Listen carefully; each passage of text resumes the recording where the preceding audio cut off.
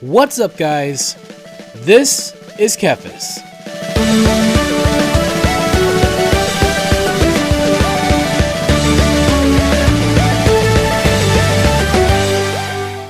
When it comes to video game rivalries, I've never really been one to pick a side. I like Mario and Sonic, I like Xbox and PlayStation, and I like console and PC.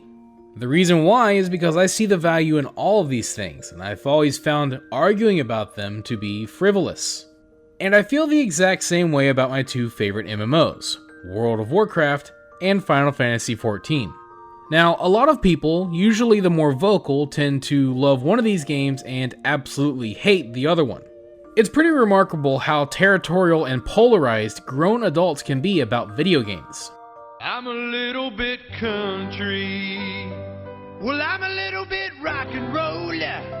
The problem with being this way, where you cling to one game and never give the other one a chance and see it as some sort of a threat, is that when you cling to one game, you eventually find yourself in a bubble where only that game exists.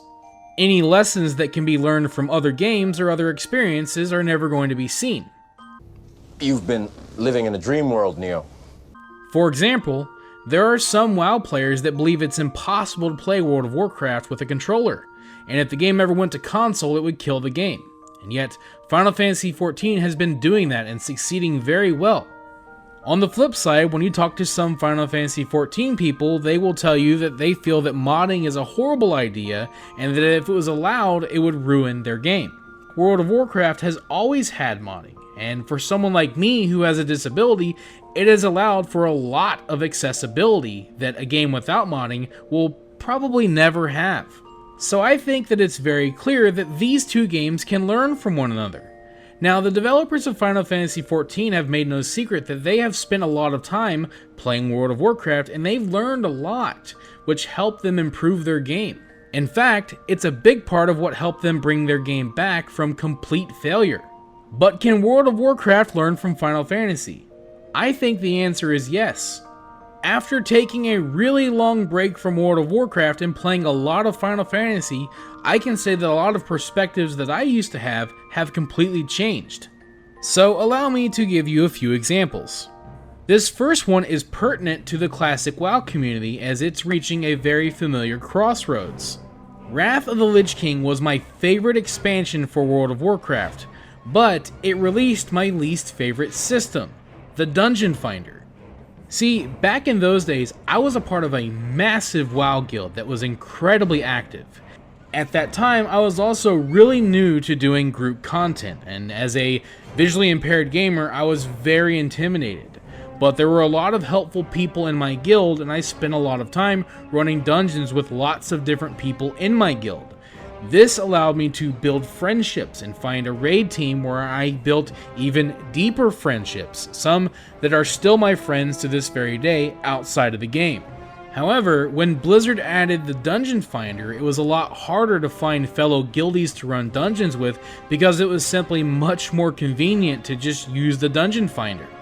Like everyone else, I had to rely on pugging more, and at worst, this led to a lot more toxicity, and at best, I wasn't having those awesome conversations anymore. I wasn't building friendships and meeting new people like I had grown used to. So I grew to hate the Dungeon Finder, and I felt like it was a detriment to the game's social experience. But then I started playing Final Fantasy XIV, and I noticed that that game also has a Dungeon Finder. In 14, it's called the Duty Finder. Now, the Duty Finder is very important because in Final Fantasy XIV, you follow one really long quest line called the main scenario quest, and this is kind of the main point of the game. There will be a lot of times during the main scenario quest where you will have to run a dungeon. So having a group finder is essential for that game. At first, I was incredibly intimidated, but eventually I bit the bullet and I started using Duty Finder. It didn't take me long to realize that grouping up in dungeons isn't so bad. The vast majority of the time, people were really nice, and I quickly realized that I had nothing to be afraid of. I grew accustomed to using the Duty Finder a lot, and I do a lot of group content in that game now. As for socializing, I've learned again through 14 that if people want to socialize and make friends, they will, even with the Duty Finder. Now, I don't really want to cast a big dark shadow over the WoW community. Honestly, I think they get far more negativity than they deserve. But WoW does have more of a reputation for being toxic, especially when compared to Final Fantasy. Now, I will say anecdotally that I have had a lot more positive interactions with random people in Final Fantasy than I have in WoW. But that doesn't mean that Final Fantasy is devoid of bad eggs, and it also doesn't mean that most likely the vast majority of people that play WoW would be absolutely fun to play with. But there is something that Final Fantasy has done that I think that WoW could learn from. Final Fantasy XIV has done a lot to cultivate a more positive community. It may not always be perfect, but it does tend to be more pleasant. The more obvious way that they do this is by being more hands-on when dealing with the bad eggs. It's pretty well known that if you are toxic in Final Fantasy, you will most likely get suspended. I think this is an area that Blizzard has failed at for a very long time, and it's not just for WoW, it's for all their games. It's a problem that you can see in all of their IPs. If you play Overwatch, you can see how awful it can get, especially on consoles. But in WoW, it can sometimes be pretty bad as well. I think the worst thing that Blizzard could do is to continue to do nothing, or to make it look like they're doing something without actually doing anything.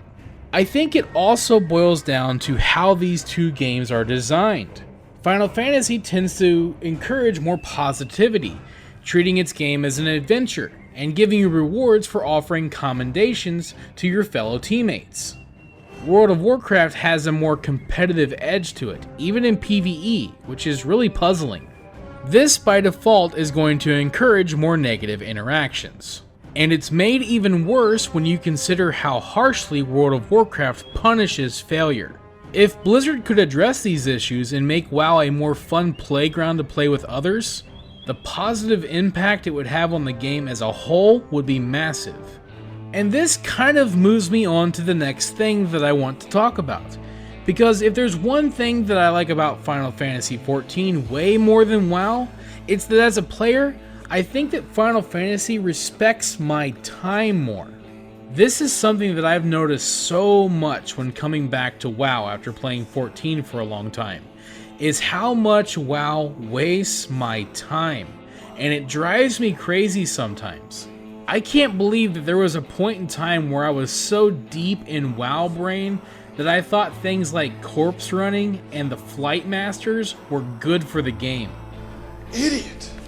It's like I was trying to convince myself that the flight masters were so immersive, as if I wasn't alt-tabbing out or walking away every single time.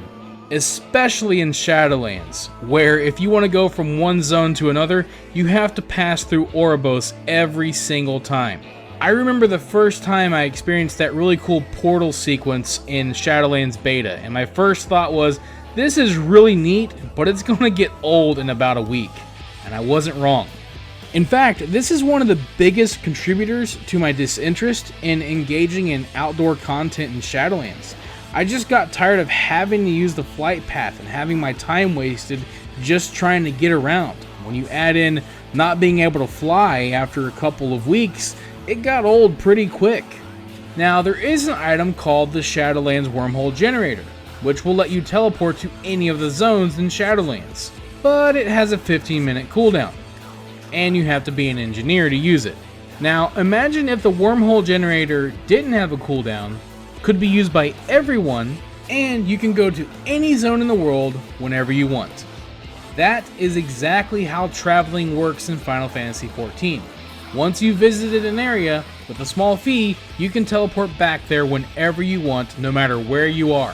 And that's just one example of how I feel WoW wastes my time. There are a lot of other examples. I mean, I've already done a video talking about WoW's time gating problem, and how long we have to wait to be able to unlock flying in newer areas. And I can make another video just talking about dungeons and raids, and how they're slowed down tremendously by being filled with pointless trash. Now, some of these things that I've mentioned, other people might feel attached to and not see as a problem. And that's okay, because everything that I'm saying here is subjective. This is just my opinion on World of Warcraft, and how playing other games has given me new perspective. but I still think that it's safe to say that there are a lot of time wasters in WoW. And when I say time wasting, I'm not necessarily referring to things that are inconvenient. For example, allow me to give you a scenario in classic WoW. I'm playing a hunter. I have to make sure that I have enough food and water for myself, and some extra food so that I can feed my pet to keep him happy. I have to make sure that my quiver is full of arrows. I have to check in with my class trainer to keep up with my skills, and from time to time, I might need to upgrade my gear. So periodically, I will have to break away from my adventuring to run some errands in town. Now, there may not be a lot of people that agree with me on this, but I actually find this aspect of the game to be enjoyable. It kind of reminds me of Minecraft, where you'll be digging for a while looking for minerals and you'll fill up your inventory, so you'll have to go back to your base, unload your inventory so you can go back down and do more digging. In WoW, it's the exact opposite, but it achieves the same thing. All those things I mentioned require a level of inventory management. You need so many different types of items and you only have so much bag space. And there's also a level of satisfaction that comes from planning a trip to town and being as efficient as possible so that you can get back to your adventure fully stocked up and perhaps even a good bit stronger. Now, for the sake of convenience, in the modern game, all of those things that I mentioned about my hunter have been removed. My hunter no longer uses arrows, he no longer has to feed his pet, and really, he no longer has to eat or drink himself. Spells are learned automatically and dropped right into your action bar, and quests will give you plenty of gear. So the game is made more convenient, and there's no longer a break in the action. And yet, the modern game still has flight paths. Now, you may not mind flight paths, and you may be glad that all of those other things that I mentioned from WoW Classic are gone from the modern game. That's fine. However, objectively speaking, going to town to run errands for my hunter is far more engaging than a mechanic that takes full control of my character and very slowly and inefficiently transports me to the location that I'm trying to get to. The perfect version of WoW for me is one where I still have to feed my pet to keep him happy. I still have to make sure that my quiver is full of arrows. And from time to time, I still might have to break away from my adventuring to return to town to run some errands. But instead of using a flight master when I need to return to town, I can just teleport there whenever I want. That's the difference between inconvenient mechanics that still create engagement with the world that I'm in, and mechanics that just waste my time. And I want to make sure that people understand that I'm not trying to attack WoW. There's a lot of people that love what WoW does because what WoW does is pretty cool if you're into the type of content it offers. It's a game that over time has become hyper-focused on its high-end late-game content. So it wants to get you to max level as quickly as possible so it can plug you into those Mythic Plus dungeons or raids or maybe even some PvP arenas. So there are a lot of people that love that aspect of the game. They love the competitive nature of it and the focus on becoming as strong as possible and doing the hardest content. And when it comes to that type of content, WoW's got you covered and it's pretty good almost all the time. The problem is that there are a lot of MMO players like myself that want more from an MMO. We're not as into competitive content or clearing the hardest difficulty. So we're looking for more variety. We're looking for opportunities to experience different types of content. And that's why there's such a disconnect between a lot of players, because it's the result of a fundamental difference in what we're interested in. Ultimately, World of Warcraft is an incredible world with an amazing art style. It provides the most responsive, moment-to-moment gameplay experience that is the best in its genre, in my opinion. These are all reasons why people, including myself, love playing World of Warcraft, especially people who love the content that it focuses on. I think that if World of Warcraft could maintain what it already does well, while also encouraging more positive interactions amongst its player base, and designing a game in a way that is more pro-fun and respects the player's time more, while also providing more variety in their content. If they could manage this, then I genuinely feel like WoW could reach the heights that it once had and regain a lot of its success. And you might say, man, that seems like a tall order. And you know what? It probably is. But you know what else is a tall order? Charging $50 for every expansion and then charging $15 a month just to play the game, especially when you have an in-game shop. That's a pretty tall order to ask from your players. So maybe it's time to expect a little tit for tat here. And I feel the exact same way about Final Fantasy XIV. One thing both of these games have in common is their monetization. Because of that, I hold both games at the same high standard. Thank you for watching this video. If you enjoyed it, let me know by clicking that like button. And feel free to share it with your friends so they can enjoy it as well. And if you'd like to see more videos, you can subscribe to the channel and click on the bell icon to be notified as soon as new videos are posted. You can also follow me on Facebook, and if you'd like, you can support my work on Patreon. Links to all that stuff can be found in the description below. This is TheKephas. Until next time.